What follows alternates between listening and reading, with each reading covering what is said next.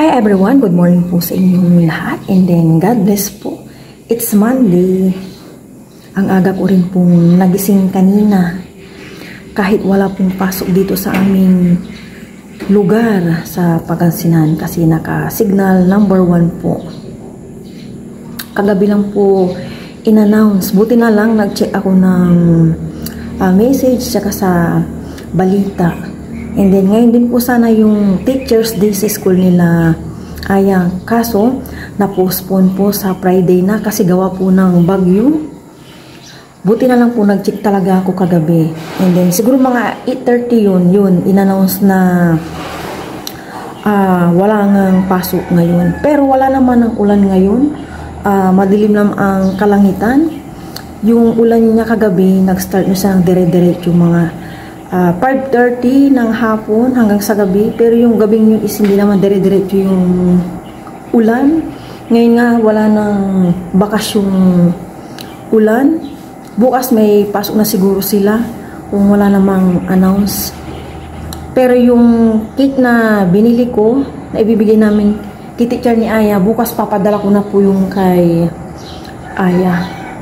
Advance na ibibigay ni Aya para hindi rin masayang. Ang celebration din po kasi ng Teachers Day mula September hanggang October 5 po yung alam ko. Yun. Hindi natin masabi talaga ang panahon. Si Aya tulog na tulog pa or gising na ata. Ako ang aga kong nagising kahit alam kong walang pasok. Nag-CR lang ako tapos yun nga hindi na makatulog. Tinitignan ko kanina sa weather, parang this week maulan. And hindi ko lang alam next week. Sana sa pag-uwi ni Papa Ryan, alam ko itong week na to nandito na siya. Wala nang ulan. Dito lang kami ni Aya and then si Aya study. Nakapagkape na nga ako eh. May tubig pa doon, no? Ano na yung tubig na start muna.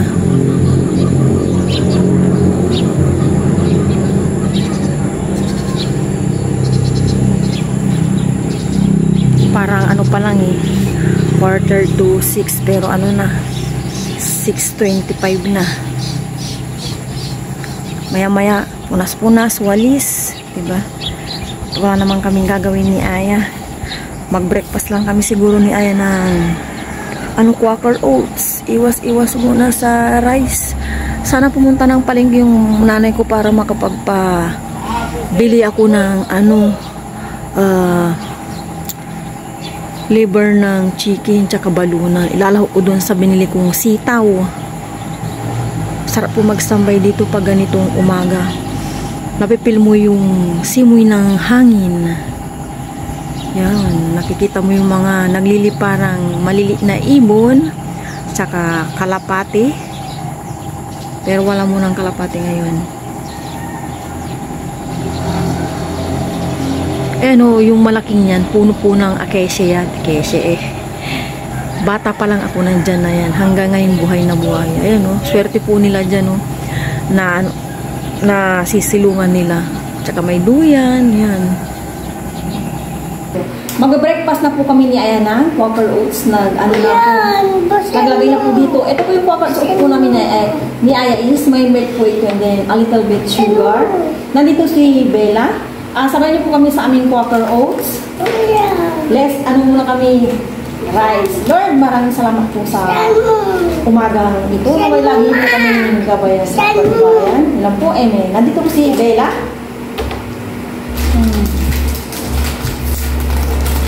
Kaya kain mo na. Nag-milk po si Bella kanina eh.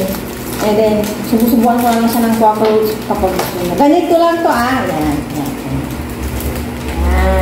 Kain na. Cheers tayo. Cheers ka din. Cheers ka sa amin.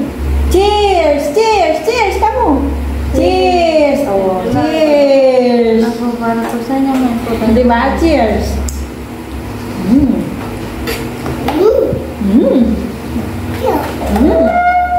Good daw, sabi ni Bella. Good. Good. Say hello, Bella. Hello po. Kain po.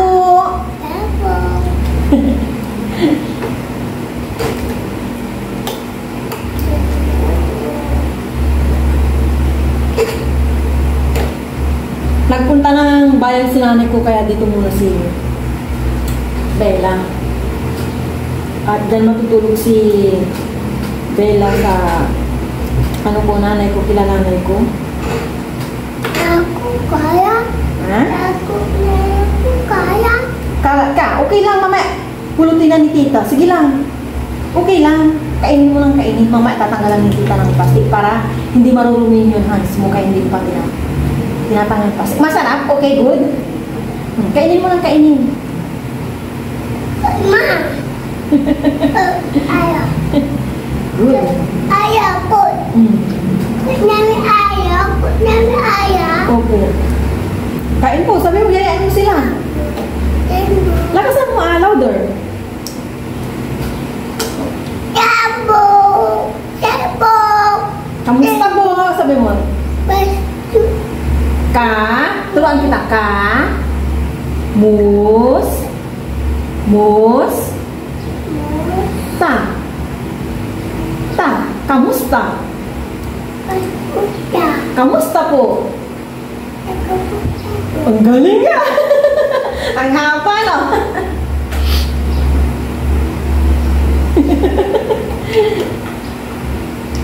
Ano na po? 7:55. Pero parang feeling ko ano pa lang eh. 6 o'clock ng umaga. Gawa ng panahon. Nakapagpabili na ako ng apay at balon sa hanay ko. Gagawin ko yung aking nakita. Anay! Aya! Ate. Si ate yan. Ate Ayan.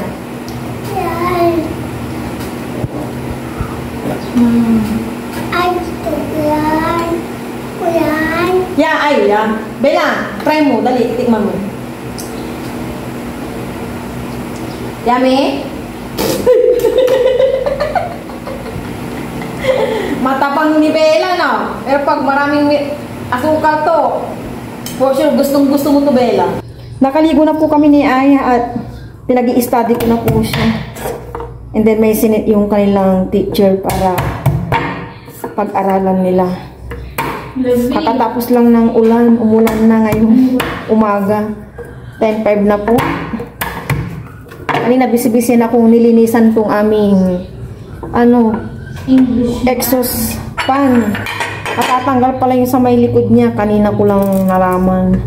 Siguro kasi nung mga nakaraan, hindi ko makita. Gawa ng walang hagdan. Kanina narimedyohan kong malinisan. At yung sa may bakal-bakal dyan na parang hagdan, yun yung ginawa ko. Nandito na yung pinabili kong atay at balunan. At lalakuan ko ng konti lang naman na sitaw para may gulay yung aming at balunan. And kanina rin, hindi pa ako nakakaligo, nilinisan ko na rin yung atay at balunan. Binabad ko rin siya sa asin. And maya-maya hugasan ko bago ko lutuin. Si Bella nandun na po kila nanay ko. At nagwala. Hinanap niya yung nanay ko. After po namin mag-breakfast, nanay siya ng nanay. Sabi ko, paparating na si Nanay Pilsa. Makabai. Makadola.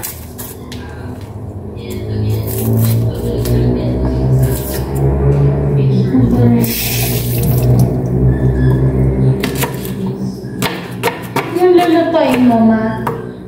Alubong atay balunan. Yay. Gusto daw ni Aya. Then, may sitaw. Ito yung aking sitaw. 10 pesos lang po. Kapag extra, kapag geometry, ayun lang yung madaling shapes, gaya ng heart, rectangle, triangle, square. Tapos kapag abstract naman is galing yata yun sa nature. Basta pag-aralan mo daw yan niya. May iba pang binigay ni teacher doon, may mga question. Kunin mo yung isang cellphone ko, basahin mo yung sinit. It's easy. Kala ko tapos na yung ulan, dahil na naman yung ulan. Ben.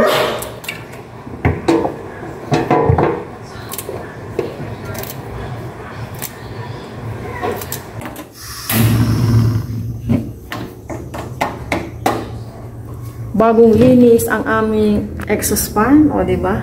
Yan po yung pinagkaabalan ko kanina. Yan, magluluto na ako.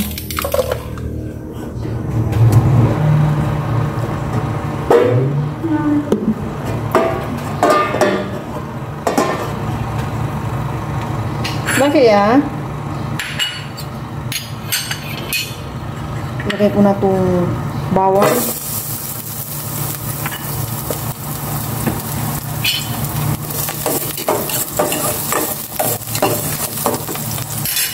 Magdagdag ako ng konting ano lang, mantika.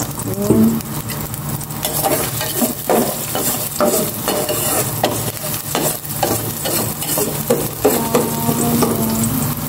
Sibuyas.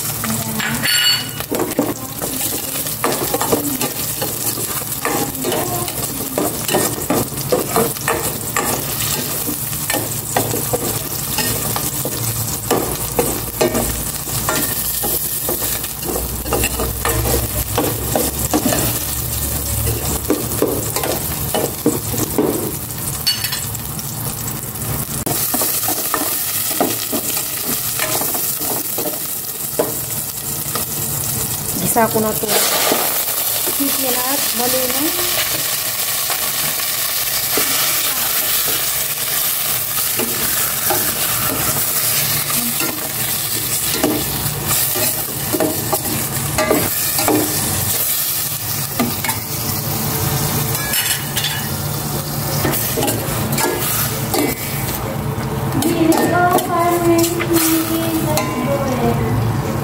Magisa ko na itong maigi. Maglalagay na ako ng toyo.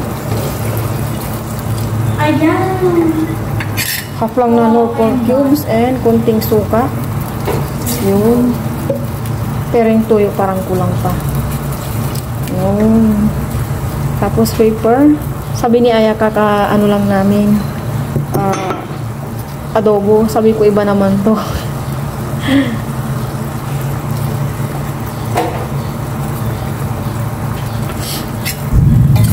Yun, kumukulog.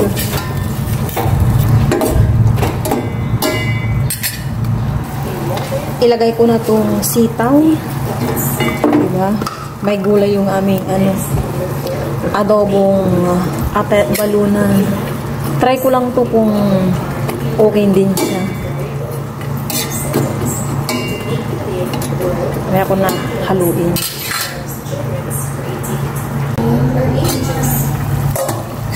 Luto na ang aking adobong atay balunan with sitaw. Okay na to. Tikman ko na lang kung okay na yung lasa. Sarap. Medyo maalat-alat nga lang. Okay na. Luto na to.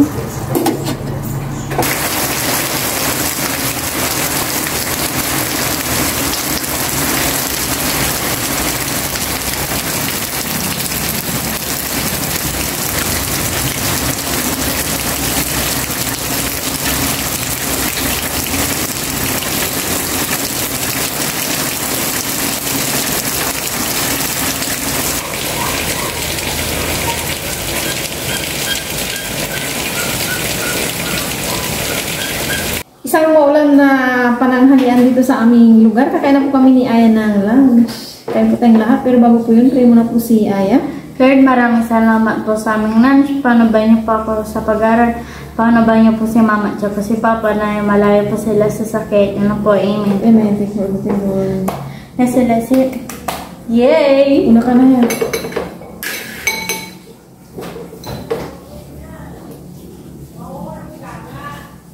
Bebe. Magulo. Ikaw naman, ma. Wala kang sabaw? I don't like sabaw. Pero hindi ko nakuha yung chili. Mamaya na. Kukunin ko. Kung na lang, ma. Hindi, mamaya na kayo naman na tayo.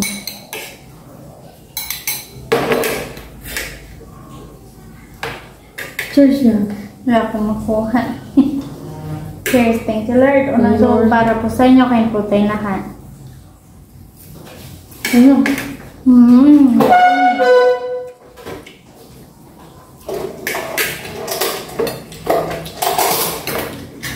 Hindi pero yung pagkagawa ng anong chili.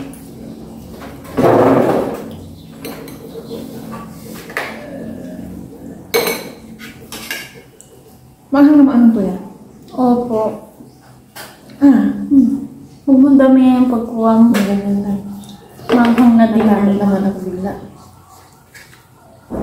Nakaligtas si Aya ngayon sa ano?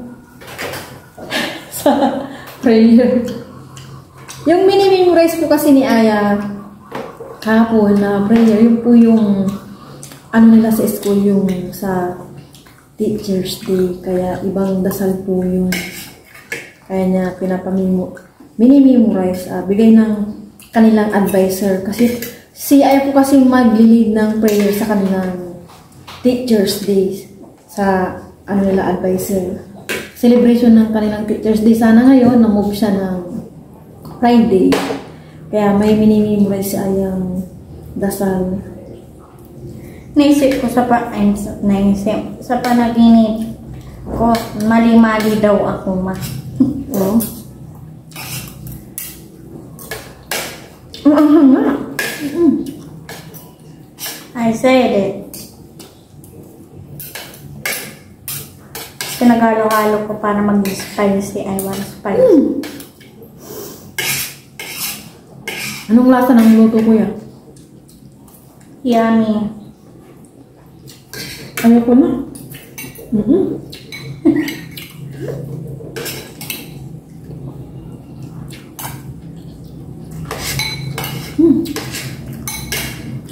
Tama ka na, itatabi ko na. Baka konti.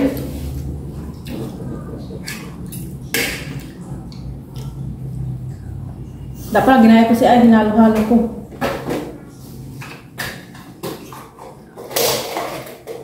Marami kasing na-harvest na siling labuyo doon. Kaya, kapag yung kapatid ko, gumawa ko ng chili. Kaya lang, hindi nila napino. Hindi nila nagamit yung pang sibuyas na parang blender, ganun. Maliit. Tumigil naman yung ulan. Kaya na ang lakas-lakas. Ambon na lang.